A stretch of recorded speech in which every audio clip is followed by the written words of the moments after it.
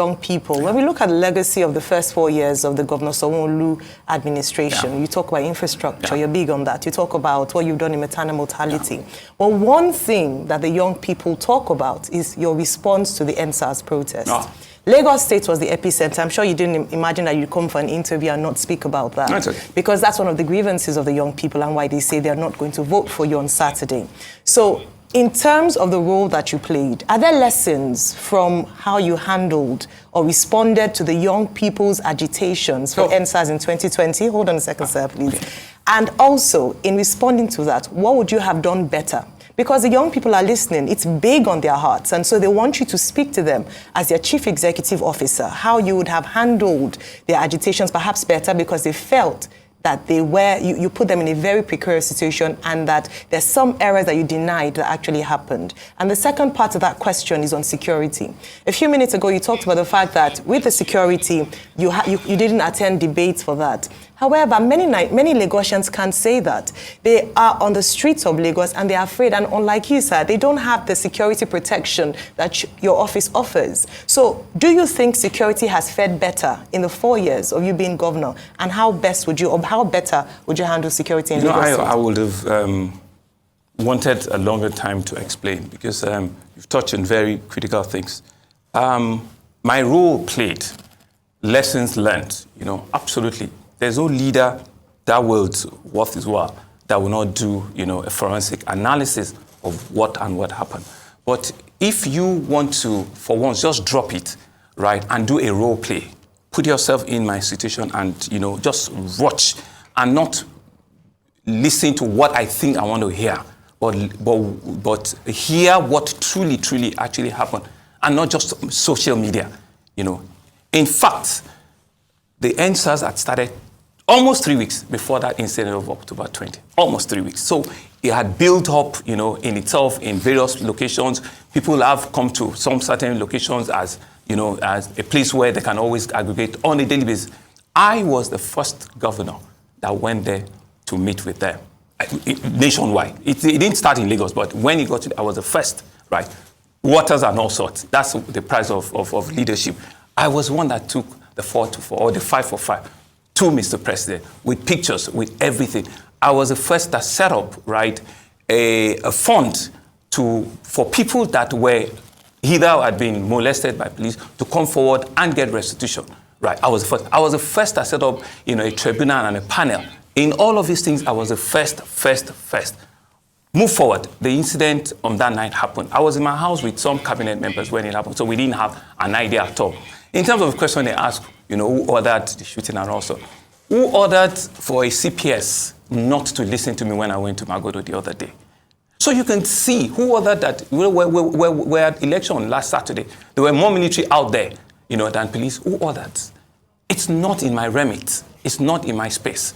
But if we just drop it for 1 second and just do a role play, right, and ask what were my own actions before, during, and after. I went out that night. I went to all the hospitals, that we could have patients. I went out at 12 midnight, right, and I saw things for myself. And I reported what I saw. 8 o'clock the following morning. At 10, 11 o'clock, things could have changed. But I reported what I saw, right? And I would not deny what I didn't see to what the people want me to say. And I want to speak to the youth and say that, indeed, I am a father. I'm a leader. I'm a man that truly understands the pain that parents bear, the challenge that you have as a young person. I have been a startup myself. At 25, I owned a small company that crashed at 26. I've lost money before. I understand what it is for a young person to be out there sweating yourself out and not being able to meet up what it is. So I will be the least person that will disenfranchise or that will mess them up. So the lessons and the learning of NSAS is not lost on me. Will we do a few things differently? Yes, we will, right? But I just need to say that we need to leave this idea around there was a big bust that happened. No. And one other thing, right? All of the people, and I'm saying this for the first time on national TV, all of the people that claim that they were either injured or they were affected in one form or the other, I, Babajide Sanwo-Olu, have reached out to them and I've supported, I've given them jobs, I've given them empowerment, I've given them things for them to start with. And that's why you don't see anybody during this campaign trail coming out to say that I was an NSAS event, something, I lost something, and because I have taken it up, and I feel that is not a thing for the papers. That is something for me as a father, as a leader, to do for them and clear this hair around it. Don't forget, it was 2022 that we had COVID. I lost citizens. After that event of 2020, it was October, in December, we lost the highest number of fatality on COVID based on all of the things that happened. We lost 7, 8 professors in 1 week. And so let's be big and see the bigger picture, right? And people have asked me, what are the things, that always bleeds your heart when you wake up? Is the fact that my young kids, my unicorns, my self-start young people do not do a role play for 1 second. Don't put things in your head that this is the only way and that's what has happened. No, just for 1 second, drop it and do a reflective mode and play it back.